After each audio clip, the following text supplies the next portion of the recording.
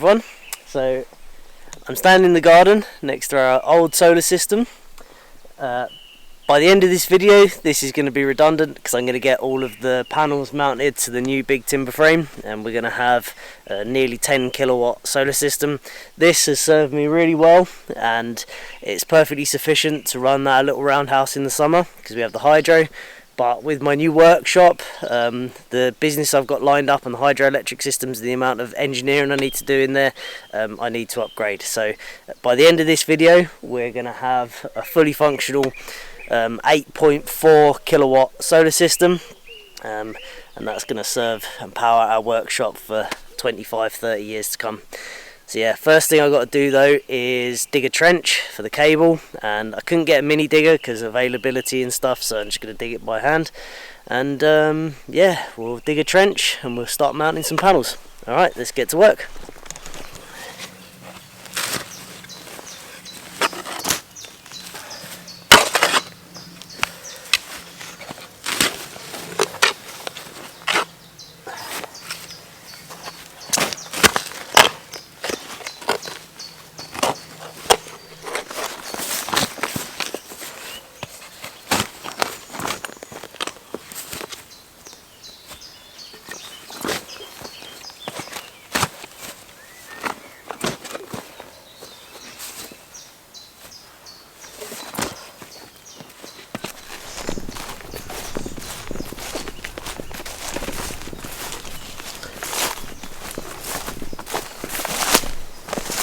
Right, we're into the hedgerow now, so I've been starting to cut my way through the hedge. To give an idea of perspective of where we are in the land, the solar system's over there, and we're just in line with the workshop now, just down the side of it.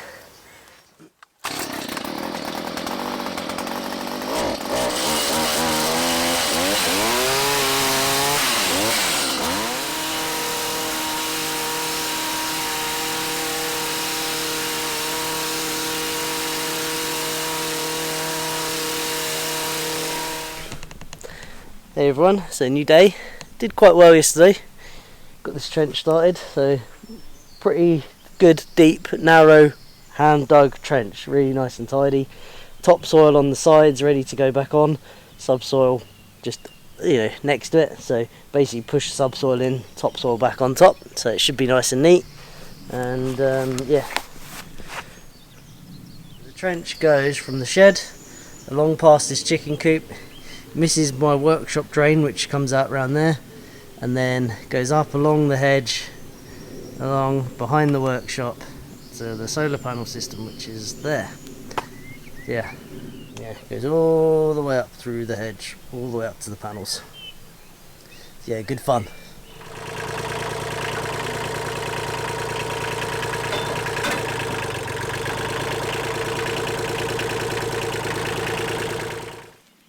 Right, so this is my cable I got ready. So we're going with a 4-core 16mm squared cable. So basically the reason I'm doing this is because I'm going to put one string of, even though it's going to be on one rack, all the panels, they're actually going to be in 2 separate strings and going to 2 separate charge controllers. So I've got redundancy, so if one string of panels gets a fault or one charge controller gets a fault, then one set will still work. So we're putting one string down one pair, another string down the other, and I'll probably earth the sleeve. But yeah, 16mm cable.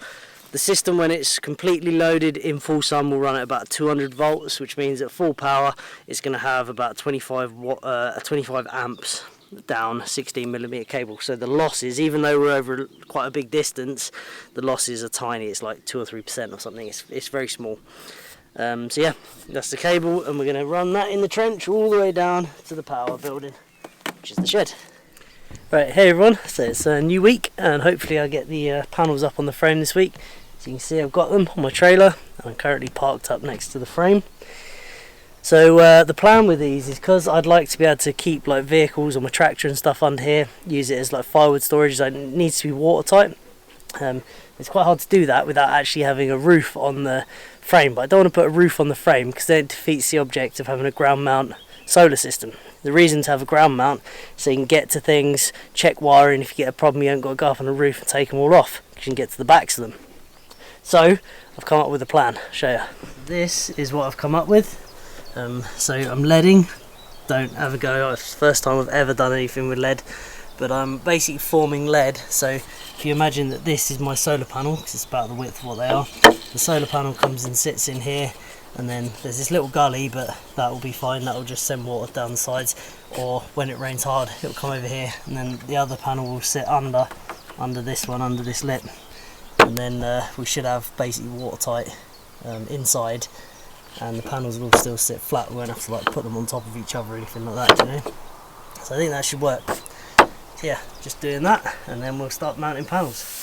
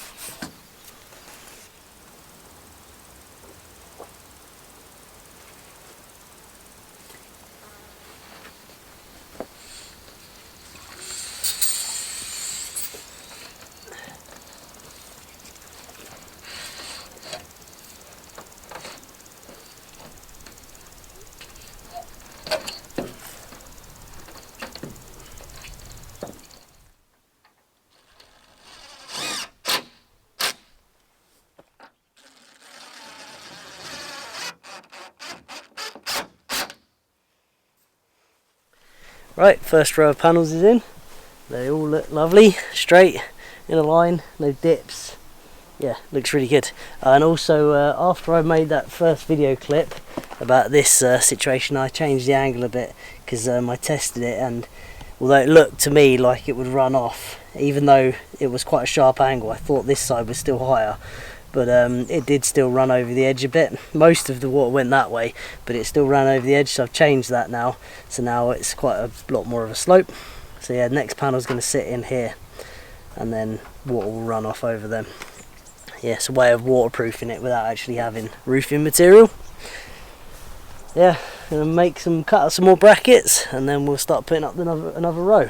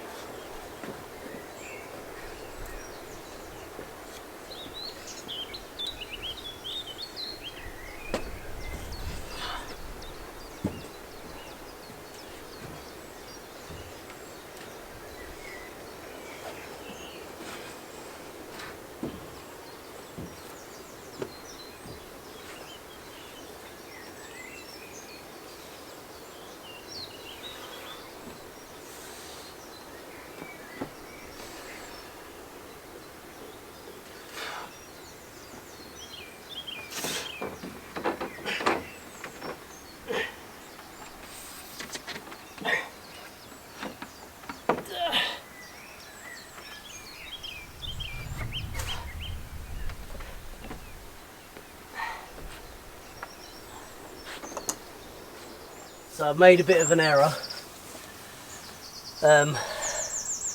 Can't get to this corner to fix it down. Obviously, so I can't climb over it now. Can't reach across.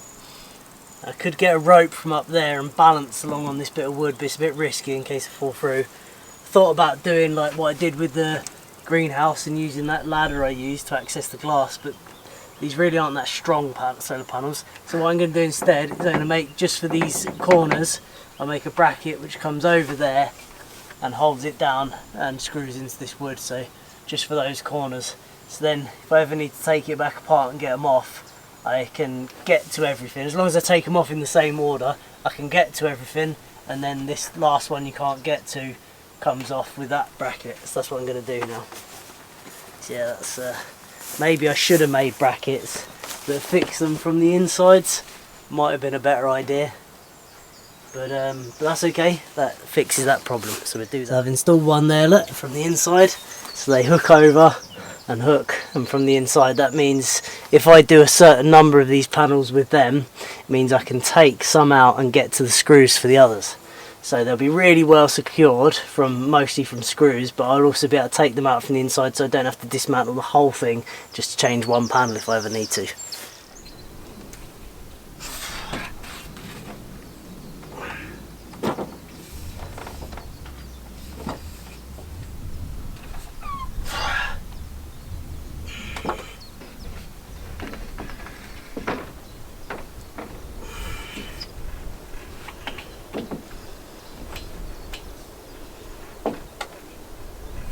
Oh, right, it's hot today, nice under here though.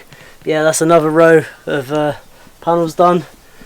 Let's say I've used internal clips, so now if I need to say change one of these panels at any point or whatever, take it off to get to anything, I can take off one and then work either side to change them. So yeah, that's a better idea, so we'll carry on doing that. Yeah. And there it is from the outside with the LED flashing. I'll have to get the drone out for the next row.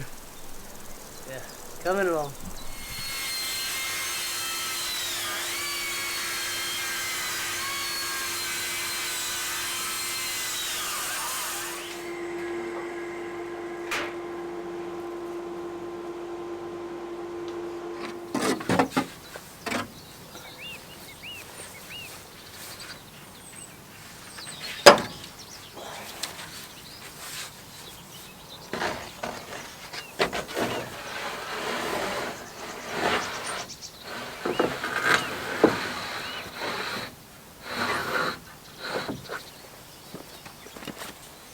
The geese are working their way down the hill.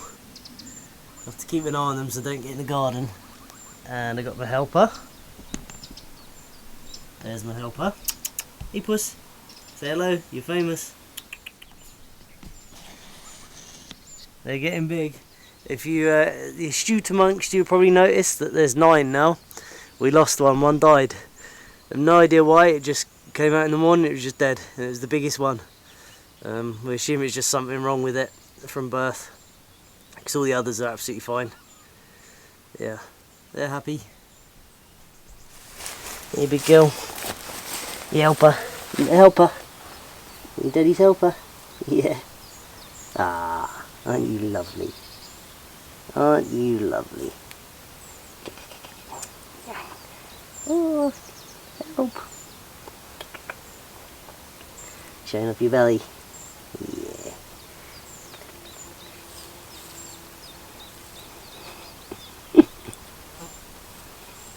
You're quite popular.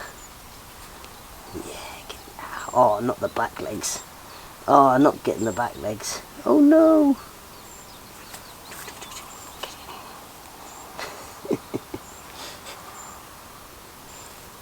Oh, you're so adorable. Yeah.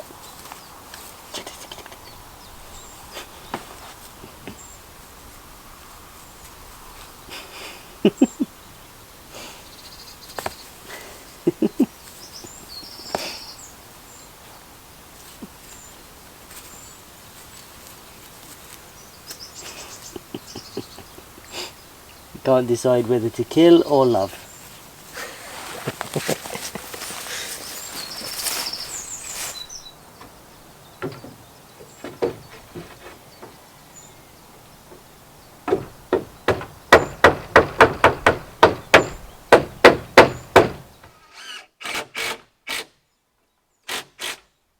I just realised I made another mistake. Some people experienced in leading probably noticed. But I ran all that lead in one strip. They didn't account for the fact that when it gets hot, it's going to expand. So when the sun comes out, it gets little tiny creases in it along there. Not bad, but yeah, I don't know. I'm going to have a think about that, research that. But the next one I do, I'm going to put staggered expansion joints into it. Then I might have to come back and change that. That's annoying, but never mind. Yeah, I'm a bit annoyed at myself for that. Should have thought about that, expanding. It's not bad. You see the sun's out now and it's really hot. You see it's got the odd little kink in it. And then this morning when it was a bit cooler, they weren't there. It was sitting nice and flat. I've just put the lead strip across the next row, and I put in 4 expansion joints. I think 3 or 4 expansion joints. So that one should be okay. I can't really decide whether to take a few of them off and put expansion joints in there now. So right, little update. I did put a little expansion joint in, and that's taken 1 or 2 of the little kinks out. And right, I'm just getting ready to do the top row of panels. Just made some different brackets because I ran out of those little clips I had, so I've just made some stainless steel versions of them. And just had to fix my tractor because that had a puncture, and I'm finally ready to start putting them up. Right.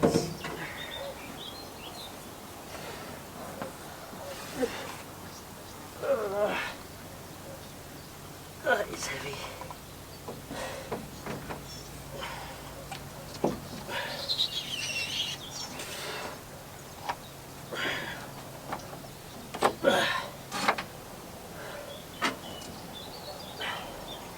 So yeah, these are 400 watt panels and they weigh 19 kilos. So obviously that's not a huge amount of weight, but it is a huge amount of weight with something that awkward above your head standing in a tractor bucket.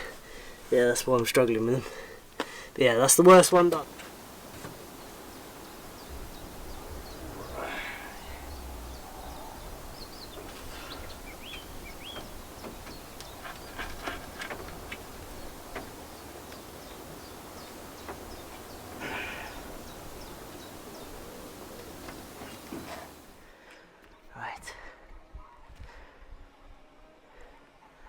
Chickens are going off on one for some reason. That's there, right. Right, here we go. Let's get this in.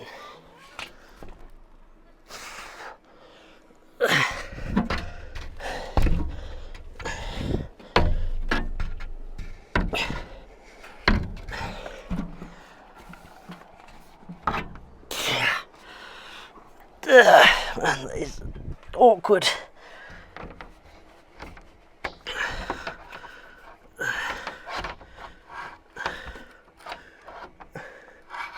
There we go. Come on. Something like that. Right. Yeah, we're getting there. It's quite difficult, this bit on my own.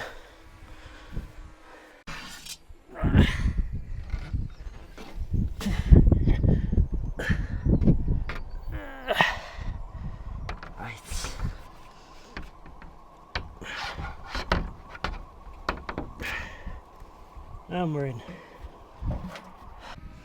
And land.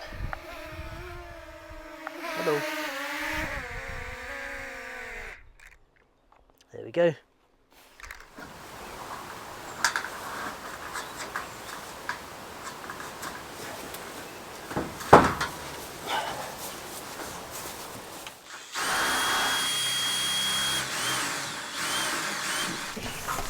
Right, I've got my other 2 cables run, so I've got a data cable now and a relatively small diameter power cable, so I can run power in the future. I'm going to put this on here so I can mount my combiner box to it.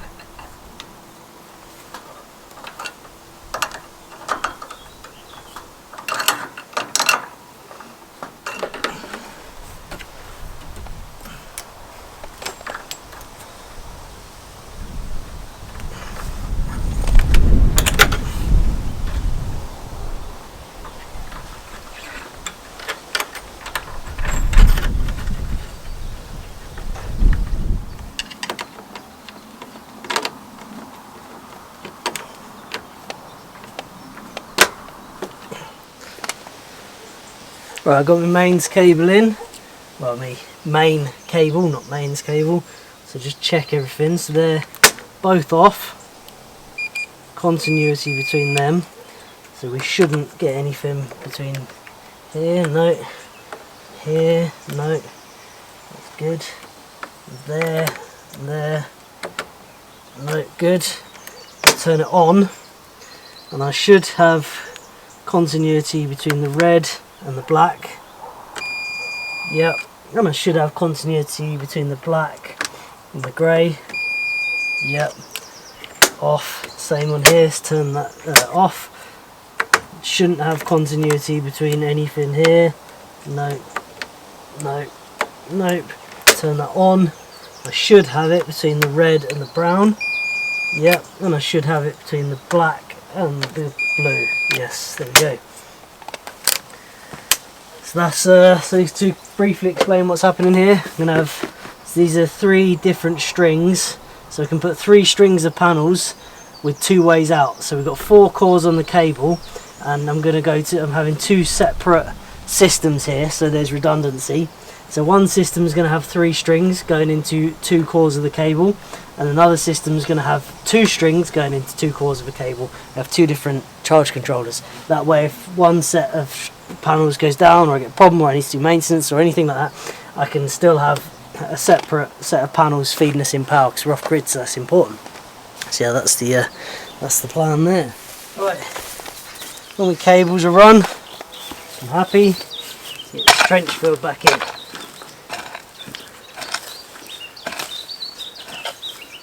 Get all the subsoil I can find in there first, and then I'll come along and compact that, and then I'll put the topsoil, which is there, look, on top.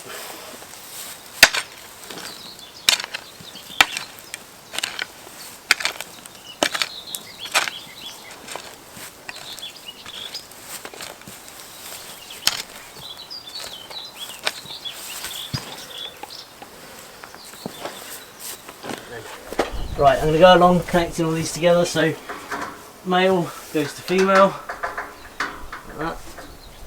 So that's now positive and negative. So this will be my start. This will be one end of my string, in my negative, and down there will be my positive. And these will all be daisy chained together. Although that needs to go through that hole, but I was just demonstrating it. So I'm going to go along, daisy chain all them, then we'll make some leads to get back to the combiner box. Right, they're all daisy chained together now. Series. I've got one negative, one positive. So now I'll take that negative down there, and that one over to the combiner box, and that goes into one string in the combiner box, one of 3. Right, so this is my lead that I need to go back to the combiner box from one end of that string we just wired up.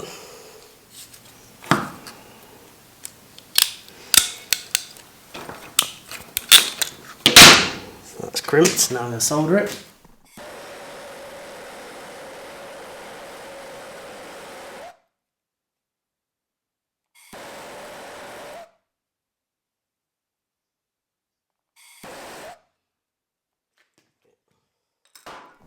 So that's a really good connection there. So I'll say I just prefer to solder them because I've had them come out before.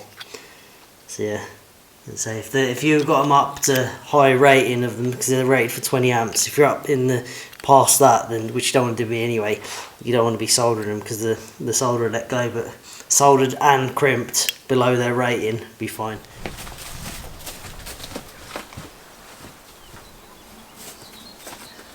So that connects up with that, but we're not going to do that right now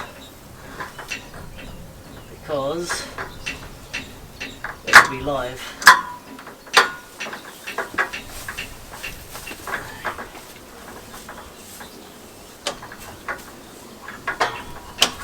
And that goes down to here.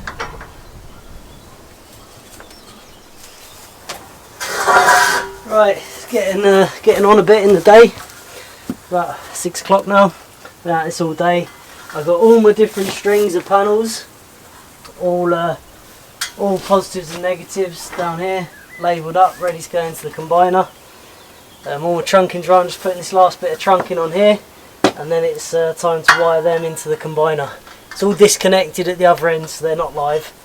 So I'll wire all them in, check everything, then I'll connect the connectors back up there to make the strings live. That's not the right piece. That's the wrong bit. That's the right piece. Yeah, doing a real proper job of this. So yeah, this is a permanent thing now. Yeah. Screws on there.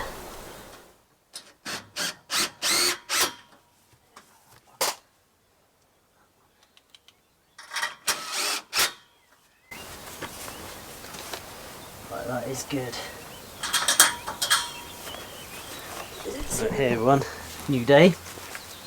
Yesterday we got this trunking finished. Now today we're going to get the final wiring done. So I've checked that these are all not live. They're not. I'm just feeding all these through. And we're going to get to each one of these. So we've got two of these. One of them's a positive, one of them's a negative from each string. So there's 5 strings and there's a positive and negative from each string.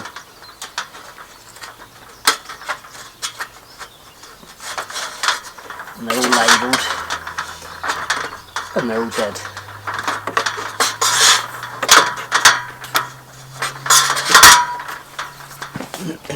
Right, I've just wrapped all my cables around with some really thick tractor inner tube, just because in the morning, as you can see, this is getting a bit of sun here. Thought might as well just wrap a tube around them because it'll protect them from getting UV. I might even build something around these just to protect from UV. And I didn't have any edge banding for this this slot I've cut out of the trunking, so I've used inner tube in there to protect the cables as well. Right, so what's going to happen here? String 1 positive, string 2 positive, string 3 positive, string 1 negative, you know, and so on. And then this is the 250 volt set which goes to the big charge controller, and this is the 150 volt set that goes to the small charge controller. And this has just got 2 strings. So that's what I'm going to do. I'm going to get that wired up. They're all labelled, they're all here. Yeah. Right, plugged in string 1, string 2, string 3, the 250 volt circuit, and we're looking good. So I have the leads the right way around just so it indicates correctly. So we've got, they're paralleled now. We've got 250 volts, well 230 volts open circuit. There's a bit of dust on the panels and the sun's not all the way around, but that will go to about 240 volts. Charge controller's rated for 250, so we're good. So yeah, looking good. Okay, and that one's now connected up as well. So we've got positive, negative, and 137. Calling it the 150 volt circuit. So yeah, if I was to switch them now, power would go down our armoured cable to the shed, but it's not connected up there yet, but that's ready to go. Switch them, DC power comes out at the shed. Right, so I went and connected up the other end of the cable in the shed, and now we're just in the workshop and I'm just making some bus bars.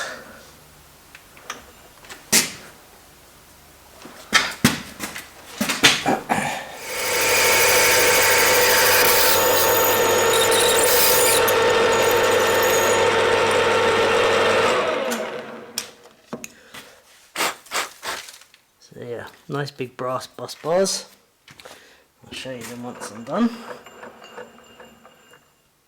I could have used my DRO for laying this out, but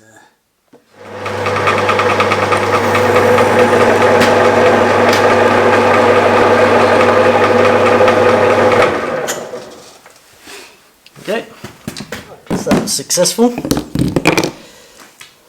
So I've 3D printed these little holders. Now, because this is such a big chunk of metal, it shouldn't get hot, and this is in PETG 3D printing filament, which is 250 degree C rated, and it would take a lot of amps to get this to 250 degrees C with that cross section. So these shouldn't melt, even though really they should be ceramic or something, but I say they should be fine.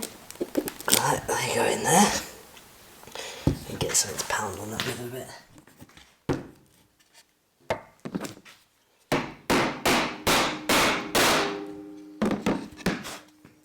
Okay.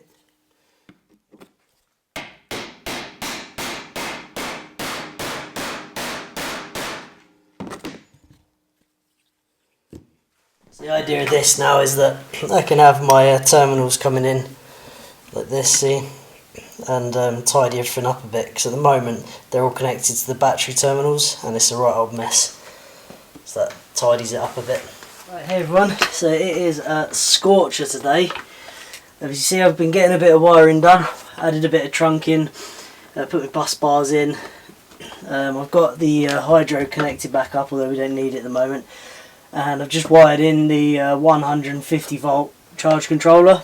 This is a 150 35 amp, one I already had, and I bought this one for the original panels that I planned on using, and that was going to be sufficient once I upgrade to 48 volts. So at the moment I'm at 24 volts, so between these two charge controllers we can do 135 amps times, well, 29, which is the voltage, and that's the maximum we can take off of the 10 kilowatts of panels.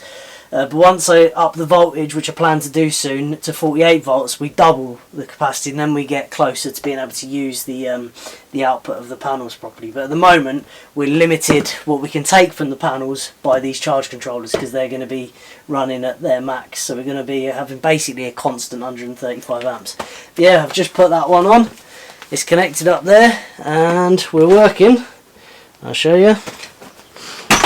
Like I say, we're only going to get a kilowatt off of 2 and a bit kilowatts of solar, because it's limited by the current. So if you have a look, we're at, you know, current 33, 37. See, it's limiting that current, you see.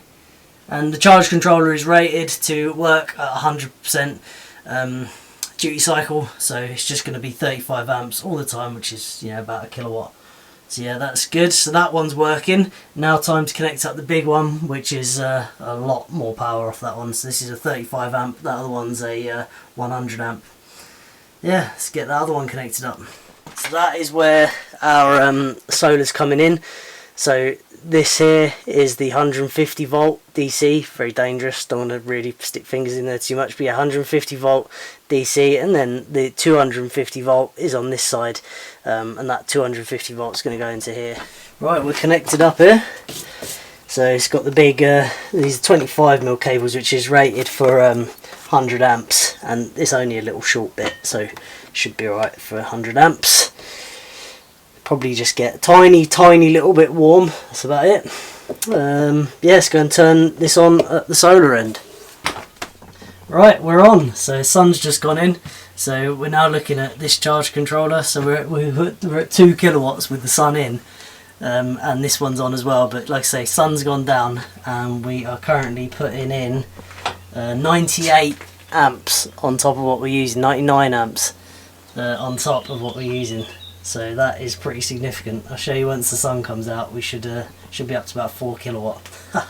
Awesome. Yeah, it's really quite cool. So I've got 130 amps. But like I say, once I double the battery voltage, because these can do 48 volts as well. That's why I'm using these, because once I double the battery voltage, then we'll double the output power. So we'll still do 135 amps, because that's what these can do. But it'll be at 48, well, 52 odd volts rather than 30 odd, so we'll basically double it again, because these are the limiting factor. But I'll explain to you why that doesn't actually matter too much in a minute, because it's quite interesting. There's a bit of a misconception about this stuff, so I'll run through why it doesn't. It's actually not that important to be not making full use of those panels. Let's get these covers back on. Lovely. I haven't wired the wind turbine in yet on I'll do that. It's just shorted out at the minute. There's really no need for it with this. We're on the longest day with 10 kilowatts of solar coming in, so yeah. Right, morning everyone. So it is 8:48 in the morning, and the hot water tank's on in the house, Dot's in the house, and we've got 73 amps coming in on top of what we're using. So yeah, really impressive. Yes, it's not even 9 o'clock and we're nearly 80, well in a few seconds we'll be up at 80 amps on top of what we're using. So that is 80 times, what's our current battery voltage, 26, so we're 2 kilowatts plus what on top of what we're using already at 9 o'clock in the morning. Now that is impressive. So it might seem pretty wasteful to have 10 kilowatt, nearly 10 kilowatts of solar panels, but only being able to actually use about 4 kilowatts off of them, because that's all we can do currently with these controllers. So I'll explain why it's not as big a deal as it sounds and why it's not actually really that wasteful. The first thing is that once I double the battery voltage, we'll be able to go up to nearly 8 kilowatts anyway, so we're almost at what they can do. But I'll explain why it doesn't make, as an average over the year, it won't really make that much difference. I'll do a little drawing for you. Right, so this is why it's not that much of a big deal. So on this side we'll have, this is kilowatts output from the solar panels, so it's 0 to 10 kilowatts, and along here is time. So we can imagine that so this is on a summer's day like today, we say that this is say 6 in the morning till, I don't know, 8 p.m. maybe, something like that. Yeah, so if we had charge controllers that could use everything the solar panels can put out, what would happen is this would happen. So it would go up to 10 kilowatts at midday, and then it would drop off like this. So we would reach this peak, 2 o'clock in the afternoon or whatever, and then once we've reached that peak, be a couple of hours, and then it would drop right off and then disappear as night comes. So now, because we can only go to about 4 kilowatts, which is about here, yeah, and at some point we'll be able to get to 8, but because we can only go to 4, what essentially happens is, remember this is a really long summer's day where we can actually reach peak, say like in June, like we're at now. So what actually happens is we basically, from about 6 in the morning, or no, sorry, about 9 in the morning it was, wasn't it? But yeah, we'll use this as a demonstration. But we basically go straight up to 4 kilowatts, and then we sit at that all day, and then we sort of drop down. So we miss this peak in here, but this peak actually is only representative for of a very small window throughout the year where we live. If we were in Australia, making the most of this peak would be really important, because basically every day you're going to wake up and the sun's going to be out, and for a lot of the year, even in the winter, you're still going to get lots of sunny days. But for us here, this peak would only come for a very few number of days per year. You're talking maybe 50 days a year you might see this peak, and as the days get shorter, the amount of time you're at the peak gets shorter and shorter, and in the winter you'd never get to that peak. So essentially what it means, at the moment we're limited to this 4 kilowatts through the charge controllers, but it means that we'll do that 4 kilowatts on short days, cloudy days, sunny days, everything. So we just, every day, it'll be fairly early in the morning, go to 4 kilowatts, it'll stay 4 kilowatts all day, and then drop off late in the evening. But we just miss these peaks. But when we double the battery voltage, the same thing will happen, except it will look more like that. So each time we'll be able to go up in steps. It's a bit of a misconception that you can't add, you have to have charge controllers that are sized to the panels, because you don't, as long as they're rated for 100% duty cycle at what they're rated for, which mine are, you can just add more panels. So you just basically make your output consistent all day because it's current limited. You just take that peak out of it. It's also worth noting that I've only got a 25 kilowatt hour battery, so 10 kilowatts up here.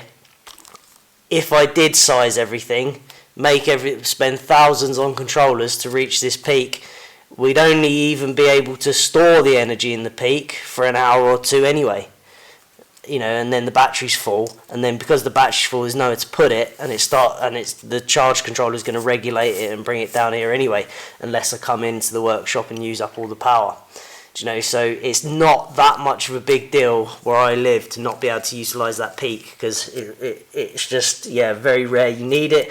Even if you do, there's nowhere to put it, unless you have a huge battery bank or electric car or something. So for me at the moment, this is perfectly sufficient to have this very consistent 4 kilowatts on sunny days, cloudy days, everything. Okay, hope that clears that up.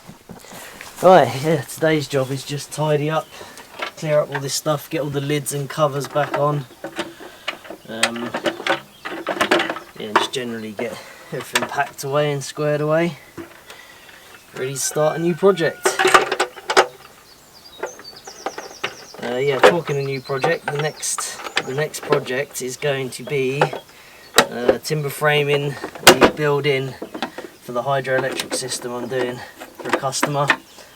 So I'm going to get tidied up here, remove all my old panels, get organised, sort the garden out, do all the jobs I need to do around here, and then we'll start doing the little timber frame shed for the hydroelectric system. And I need to use all this power then to make him a turbine and an intake and all that good stuff, and a manifold and so on. So that was one of the main reasons of getting this done first, because I needed the power to do all that stuff. So yeah, that's going to be coming soon, all that work on the hydro system. Right, hey everyone, so it is such a hot, sweaty day today. Yeah, got all my covers and everything on. So this project is done. I'm well pleased. It's quite a big one. It was I think probably 6 weeks total. Hand dug trench, you know, milled all the timbers, cut out all the plates, you know, hand mixed all the concrete. Everything's done by me, you know. So yeah, and I'll quickly go over some of the costs, because sometimes people are interested in that. Yeah, pretty pleased with it in the end. Everyone, so yesterday it was really sunny, and we had 100 amps coming in like basically constantly, and this got a bit hotter than I'd liked it, so I made some spacers, spaced it out away from the wood, which is obviously a bit insulating, and it's got a bit more of a gap down there now, so it shouldn't get so hot. Yeah, with everything that's going on in the world at the moment, with all the insecurities and talk about power cuts and all that kind of good stuff that's in the news, which makes us all really chirpy, I know that I've got the potential to bring in 40 kilowatt hours a day at the moment. If I use 40 kilowatts in the workshop, we'll bring in 40 kilowatt hours in this system, no problem, at this time of year on a sunny day. So 40 kilowatt hours of electricity at today's prices would cost £20. So we can bring in £20 worth of electricity every day this time of year with this.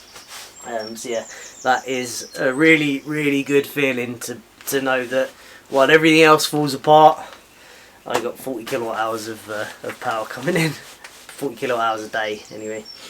Yeah, it's raining, so I thought I'd just quickly show you that the panels are waterproof for the most part anyway, and then we'll conclude the video.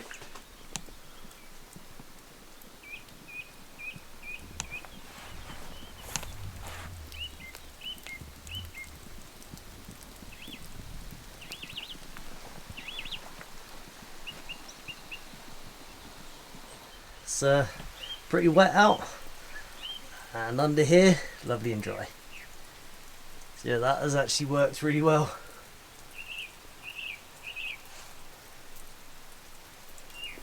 So yeah, I got all the trunking sorted out, everything tidied up and sorted, lovely and tidy, and it all works exactly as planned. So yeah, that is going to conclude this video. So it's taken me about 6 weeks, I think, to do this, pretty much on my own, and it's cost Just under £7,000 total. That's literally everything. Every fixing, bandsaw blades, post bases, cement, timber, solar panels, cables, connections, trunking, just every last little bit's included in that, and it's under £7,000. Yeah, £6,500 for all of the major stuff, and then all the little screws and things I've sort of added another 500 quid, so about 7 grand. But the amount of power it puts out at today's prices, it'll only take a couple of years for that to pay itself off, because yeah, it puts out a huge amount of power. And for me, it's just an investment in my future business and ability to make money in the future in my workshop and my hydroelectric business, so it's definitely worth it. But yeah, that's going to be the end of this video. Hope you enjoyed it, and thanks for watching.